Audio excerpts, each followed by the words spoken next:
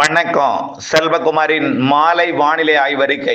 அதிகாரப்பூர்வ வானிலை அறிக்கைக்கு இந்திய வானிலை ஆராய்ச்சித்துறை அறிக்கையை பார்க்கவும். 2026 பிப்ரவரி 25 புதன்கிழமை மாலை நிலவர ஆய்வறிக்கை.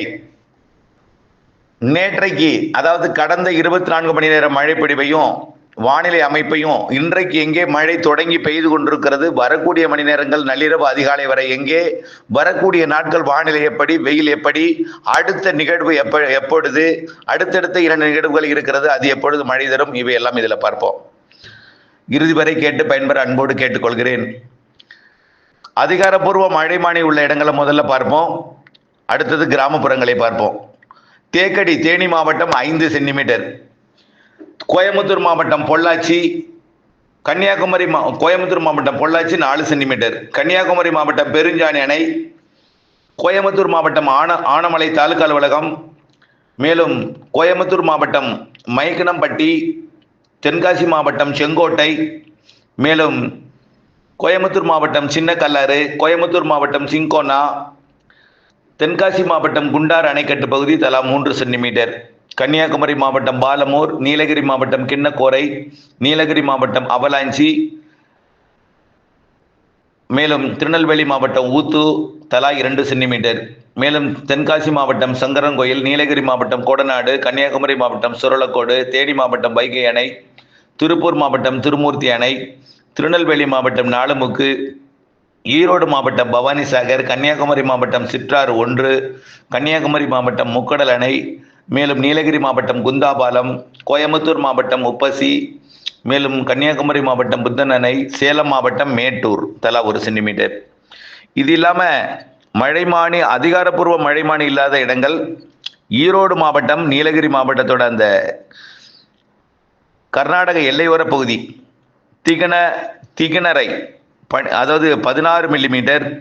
அடுத்து பார்த்தீங்கன்னா பனகல்லி 43 மில்லிமீட்டர்.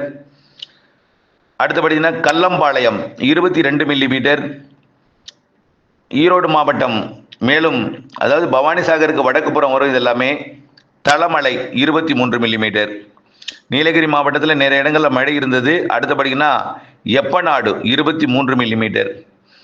அடுத்தபடியாக பார்த்தீங்கன்னா அன்னூருக்கு அருகிலே கஞ்சம்பள்ளி 23 மில்லிமீட்டர். அடுத்தபடியாக பார்த்தீங்கன்னா கிணத்துக்கடவு 26 மில்லிமீட்டர். அடுத்தது கோதவாடி 24 மில்லிமீட்டர். பொள்ளாச்சி ஏற்கனவே படித்தது தான் 33 மில்லிமீட்டர். அடுத்தபடியாக சுப்பேன் கவுண்டன்புதூர் 51 மில்லிமீட்டர். பெரிய போது 44 மில்லிமீட்டர். கோலார்பட்டி 25 மில்லிமீட்டர். அடுத்தபடியாக கோட்டூர் பேரூராட்சி அலுவலகம் பொள்ளாச்சி தெற்கு 19 மில்லிமீட்டர். அடுத்தபடியாக பெரிய பாலவாடி 32 மில்லிமீட்டர். அடுத்தபடியாக இதெல்லாம் இதை விட இன்னும் குறைவான மழையெல்லாம் இருக்குது. கொஞ்சம் ஒரு 2 சென்டிமீட்டருக்கு மேலே உள்ளதை மட்டும் நான் படித்து கொண்டிருக்கிறேன். லட்சுமிபுரம் தேனி மாவட்டம் 24 மில்லிமீட்டர். அடுத்தபடியாக பார்த்தீங்கன்னா சங்கரன் கோயிலுக்கு அருகே இருக்கக்கூடிய Naduvakurichi 20 millimetre. Kadayanallur 22 millimetre. Sengottai 29 30 millimetre. அடுத்தது கன்னியாகுமரி மாவட்டத்தில் காளிகேசம் 34 மில்லிமீட்டர். தடிகாரகோணம் 25 மில்லிமீட்டர். இன்னும் நிறைய இடங்களில் மழை இருக்குது. நான் கொஞ்சம் 2 சென்டிமீட்டருக்கு மேலே உள்ளதை மட்டும் படிச்சுட்டு இருக்கேன்.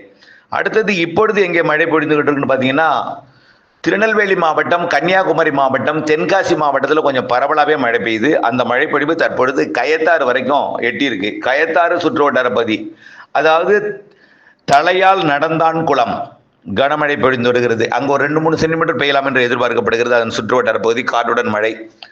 அப்படியே பார்த்தீங்கன்னா விருதுநகர் மாவட்டத்தோட மேற்கு பகுதி ஐயனார் கோயில் பகுதி கனமழை. அங்கிருந்து ஆற்றில் தண்ணி வந்திருக்கு. அடுத்தது பார்த்தீங்கன்னா ஸ்ரீவில்லிபுத்தூர் ராஜபாளையம் பகுதிக்கு மழை வந்து கொண்டிருக்கு. அடுத்தபடியாக அதுக்கு மேலே பார்த்தீங்கன்னா தேனி மாவட்டத்தில் ஆங்காங்கே மழை. தேனி மாவட்டத்தை அடுத்தபடியாக மதுரை மாவட்டம் மற்றும் திண்டுக்கல் மாவட்ட எல்லை கொடைக்கானல் மலைப்பகுதின்னு சொல்லலாம். அங்கெல்லாம் மழை. ஆத்தூர் அதன் சுற்றுவட்டார பகுதி, அதாவது வத்தலக்குண்டு மற்றும் பெரியகுளம் இடைப்பட்ட மலைப்பகுதிகள் அப்படியே மழை. அடுத்தது பார்த்தீங்கன்னா சேலம் மாவட்டத்திலேயும் மழை தொடங்க இருக்கு. ராசிபுரம் சேலம் இடைப்பட்ட பகுதியில் மழை தொடங்க வாய்ப்பு இருக்கு. அப்புறம் பாலக்காட்டு கணவாயிலையும் ஆங்காங்கே தொடங்க வாய்ப்பு இருக்கு. இரவு 11 மணி வரைக்கும் எதிர்பார்க்கலாம். இரவு 10 மணிக்கு கொஞ்சம் அங்கே வாய்ப்பு இருக்கு. அப்புறம் அங்கே மட்டும் இல்லாமல் கொஞ்சம் திண்டுக்கல் மாவட்டத்தோட ஒட்டஞ்சத்திரம் இந்த பகுதிக்கும் மழை வாய்ப்பு இருக்கு. கரூர் மாவட்டம், திண்டுக்கல் மாவட்ட எல்லை பகுதி, கோயம்புத்தூர், திருப்பூர் மற்றும் ஈரோடு மாவட்டத்தில் ஆங்காங்கே மழை வாய்ப்பு இருக்கு. ஒரு நள்ளிரவு அதிகாலைக்குள் எதிர்பார்க்கலாம். 10-11 மணி வரைக்கும் கொஞ்சம் வாய்ப்பு இருக்கு. இன்னும் தொடங்க விட்டாலும் தொடங்குறதுக்கு வாய்ப்பு இருக்கு. 11 மணி வரைக்கும் நம்ம வாய்ப்பை எதிர்பார்க்கலாம். இப்படி இருக்கு. அது அப்படியே திருச்சி மாவட்ட எல்லை வரைக்கும், புதுக்கோட்டை மாவட்ட எல்லை வரைக்கும், ராமநாதபுரம், சிவகங்கை மற்றும் விருதுநகர் மாவட்டத்தோட கிழக்கு பகுதி, தூத்துக்குடி மாவட்டத்தோட கடலோர பகுதி வரைக்கும் கூட வாய்ப்பு இருக்கு. மதுரை மாவட்டத்தோட பகுதிகளுக்கும் வாய்ப்பு இருக்கு. அடுத்தபடியா இந்த மழைப்பொழிவு நாளை வரக்கூடிய நாட்கள்லாம் எப்படி இருக்குன்னு பார்ப்போம்.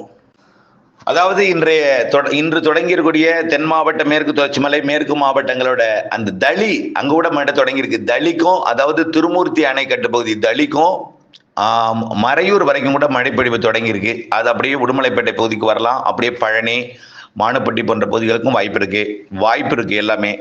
அடுத்தபடியாக நாளை அதிகாலை வரைக்கும் இந்த மழைப்பொழிவு தென் மாவட்ட கடலோர பகுதிகளுக்கும் அதனை ஒட்டியுள்ள புதுக்கோட்டை, இந்த சிவகங்கை மாவட்டம் வரைக்கும் கூட நாளை அதிகாலை வரை வாய்ப்பு இருக்கு. நள்ளிரவுல கொஞ்சம் வாய்ப்பு இருக்கு. அந்த இடத்துல எல்லாம் நள்ளிரவுக்கெல்லாம் மதுரை, திருச்சிராப்பள்ளியோட தெற்கு பகுதி, புதுக்கோட்டை மாவட்ட பகுதி, சிவகங்கை மாவட்ட பகுதி, ராமநாதபுரம் மற்றும் தூத்துக்குடி மாவட்ட பகுதிகளுக்கு நள்ளிரவுக்கு பிறகு அதிகாலையில் மழை வாய்ப்பு தெரிகிறது.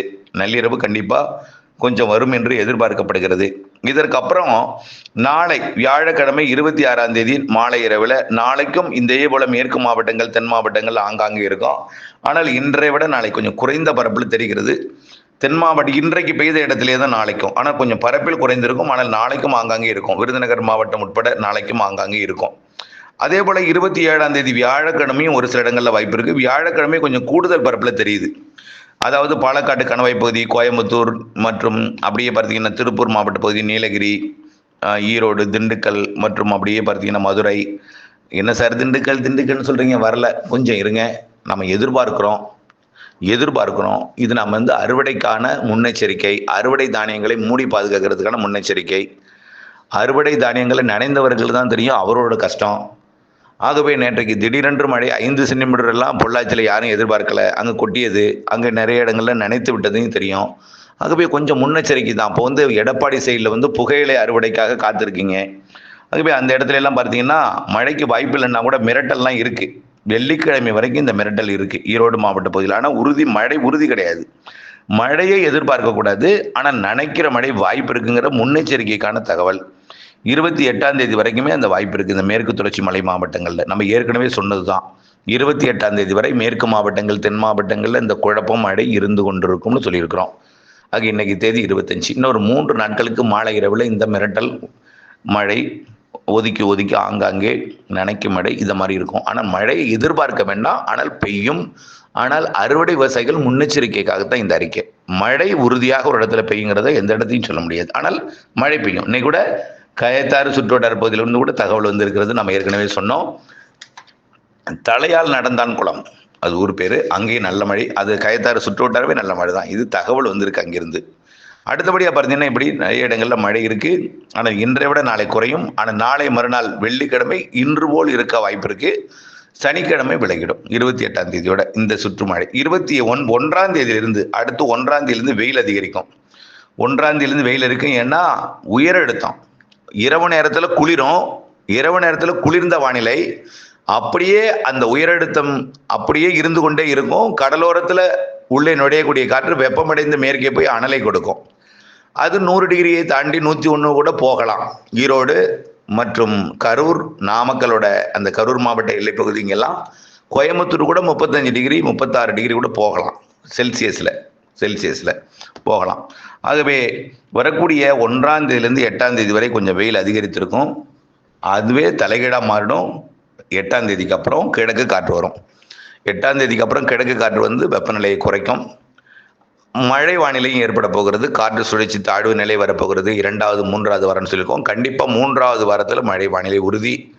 2வது வாரத்திலே வாய்ப்பு இருக்குன்னு சொல்லிட்டு இருக்கோம். அந்த நிகழ்வெல்லாம் இதில் நாம் கற்பனை வரைபடமாக இணைச்சிருக்கிறோம்.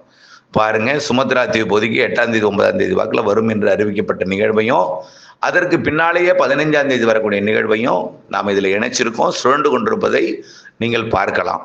அது கற்பனை வரைபடம், கணிப்பு. ஆகவே இதையும் நீங்கள் பார்த்து பயன்பெற அன்போடு கேட்டுக்கொள்கிறேன். ஆக இப்பொழுதைக்கு தென் மாவட்டங்கள், மேற்கு மாவட்டங்களுக்கு மழை. இன்றைக்கு இரவு புதுக்கோட்டையோட மேற்கு பகுதி ராமநாதபுரம், சிவகங்கை வரைக்கும் வரலாம். அதே திருச்சி மாவட்ட தெற்கு பகுதி வரைக்கும் வரலாம். ஆங்காங்கே ஒதுக்கி ஒதுக்கி நாளைக்கு மேற்கே தான் இருக்கும். குறைந்த பரப்பு 28ஆம் தேதி வரைக்கும் மேற்கையும் தெற்கையும் ஆங்காங்கே இருக்கும். அதுக்கப்புறம் வெயில் அதிகரிக்கும். இரவு நேரத்தில் குளிர்ந்த வானிலையும் பகலில் வெயிலும் இருக்கும் உயரழுத்தம் காரணமாக. அதுக்கப்புறம் அடுத்தடுத்த நிகழ்வு 8ஆம் தேதிக்கு மேலே 20ஆம் தேதிக்குள்ளே 2 நிகழ்வு இருக்குது. அது மழை தர வாய்ப்பு இருக்குது. 8ஆம் தேதியிலேருந்து 20ஆம் தேதிக்குள்ளே 2 நிகழ்வு. ஒன்று கண்டிப்பாக 2ஆவதாக வரக்கூடிய 15 to 20 வலுவான நிகழ்வு. அதாவது 3ஆவது வாரம் வரக்கூடிய நிகழ்வு வலுவான நிகழ்வு. இணைந்திருங்கள் அப்டேட் சொன்ன. நன்றி.